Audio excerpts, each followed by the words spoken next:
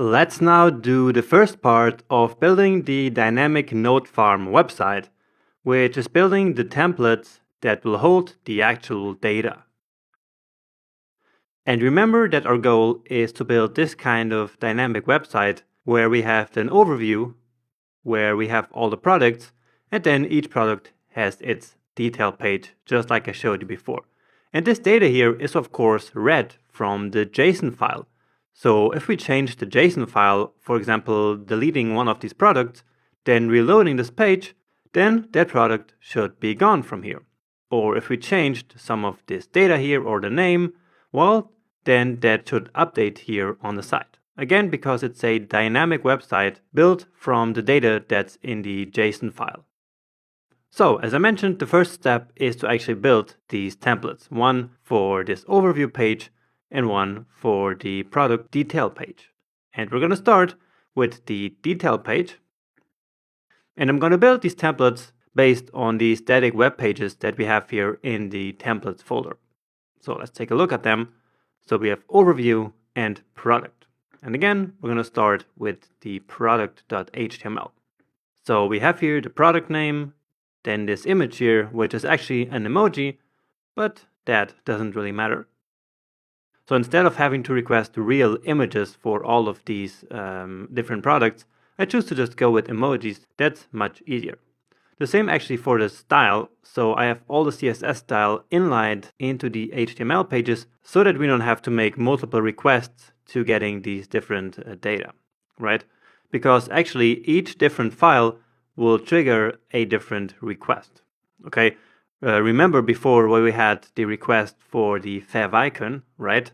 So we saw one request for the root, so for the main page, and then one request for that image. And what that means is that each asset, so each piece that is part of the website, will get its own request, and we would then have to handle that. And we don't want to do that, and so I simply inlined the style into these HTML pages. All right. So here's a bunch of style, and then here we have the name of the product somewhere. Here. So it's the name of the product. Here is the product image, which again is just an emoji, but it comes here from this image field. So we have this field called image, right? Then we have where it's come from, some of the ingredients, and the price. And also the description down here, okay? And again, all of this comes from these different fields. So let's take a look at the fields we have. So product name, image, from, nutrients, quantity, price, whether it's organic or not, and the description. So what we're going to do now is to basically replace all of these pieces that we want to add dynamically with a placeholder. And we're then later, with our code, replace that placeholder with the real piece of data. Okay? So let's start here with the product name. And so I'm going to go ahead and delete that and then put a placeholder here. And I can do anything that I want for a placeholder. I just like to go, in this case, with something like this. So product name, and then the percentage, and then the curly braces. So again, this could be anything that we wanted, but we want to find something that is probably not on the page so that we don't replace anything wrong. So anything that we actually don't want to replace, okay? And I could put something like this here, okay, and then replace all of that. But I think like this, it looks nice and it's easy to recognize. And so all we have to do is to go ahead and put this all over here, and I'm then going to replace, of course, these names. So here we have the nutrient. Here we have the quantity. And here I have the price. Down here we have the price again, you see. And the price is just the number. Okay, the euro sign here stays right there, because the price that we have is actually just the number. Let's take a look at that right here in JSON. So we have just 650, but not the currency. And actually the same here. So let's grab that and copy it here very quick. And yeah, actually I forgot to replace this one. So this is from. And let's actually write out from, not in uppercase, so that this text makes a bit more sense. So for example, from Portugal or from Spain or whatever. Oh, what's that here? Okay, I guess I just wrote in the middle of product name. So nutrients. Okay. Oh, and down here we have, of course, the description. So let's replace that as well. Oh, of course, I need to get this one back. And so description. Next up, we have these images. So the avocado. And so I'm hitting a couple of Command Ds, pasting this here. And so I can edit these here all at the same time. Okay, then image, and something here in the title we also want to replace the image up here and the product name also. So product name here, and here the image, so that this one as well will get replaced dynamically. All right, now just one more thing, which is a bit more complex. Where is it? It's here.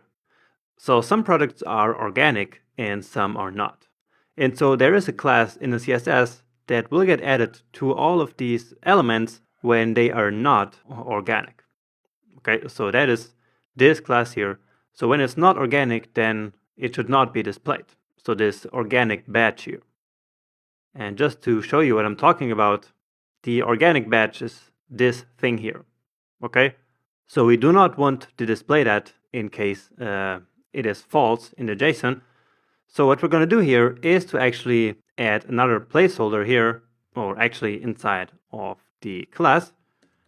And so I'm going to call this one not organic. And you will see why a bit later. Okay, when we replace this, it will make a bit more sense to you. All right, so I think this one is done. And I simply overwrote everything that we had. So let me now just call this template product.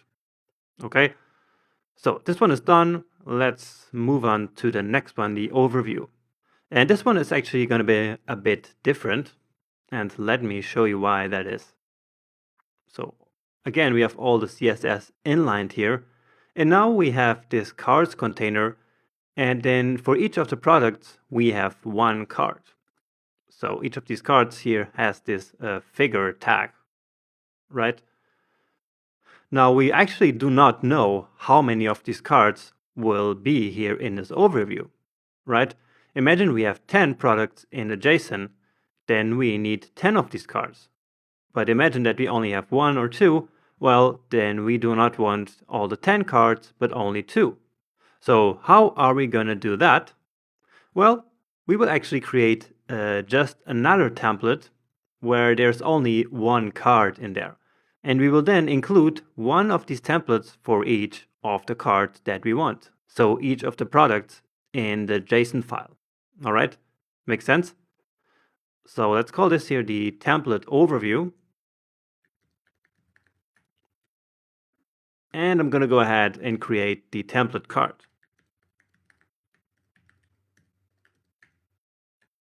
So what I'm going to do here is to now, as I mentioned, now it's back at the top. So I'm going to go ahead and grab one figure. That was too much. And paste it here. Let's bring this down a little bit. Okay, so each card now gets its own figure. Okay, and so now what I'm going to do is to delete all of the cards from here and create a placeholder here as well. Product cards. Okay, so again, later on in our code, we will then create as many cards as we need here. For example, if we have 5 products, we create 5 cards like this. We will then put them together into one string and then replace product cards with that string, which contains all of these different cards. All right. So actually, we are done with this one. Okay, because most of the stuff happens inside of the template card. So nothing else to replace here. I'm just coming down here to copy this here. And so now it's very simple for us to replace what we need here. So this here is the image, and we actually have it twice. Okay, that makes it look a bit nicer. Image, image. Then here we have the product name, remember. Here in this place, we will have again the not organic placeholder. And again, this one will make more sense to you a bit later. More organic. Then the quantity here. Then the price.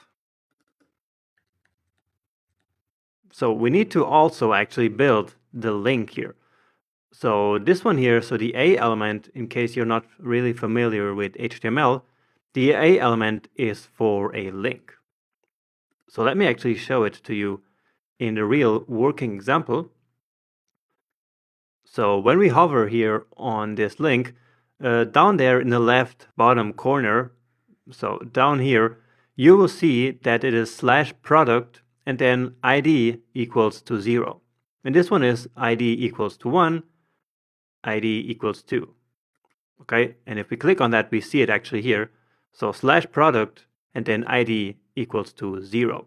And this ID here is exactly the ID that we have in the JSON. Okay, so this one here. So the avocado has 1, the goat cheese has 1, sorry, the avocado has 0, of course. The broccoli has 2, and so on and so forth. And so here actually we need to build the link. So product, and of course not in uppercase. So product, and the ID is ID. Okay, so then we have to replace this ID placeholder here with the correct number. So 0, 1, 2, 3, 4, 5, and so on and so forth, depending on how many products there are. So suppose that we have a cheese here, okay, let's go back here. Well, then the image will be this here, the product name will be this, and the ID will be 1. Okay, and so this here will then translate to ID equals to 1, and or handler here. So this server handler here will then take care of going to the right page when the product ID is 1. Okay, so that logic is not yet implemented, but of course we're going to do that in the next couple of lectures. So we have now the templates actually built, and so let's move on to the next video where we will actually start to fill out the templates and send back the final page to the browser.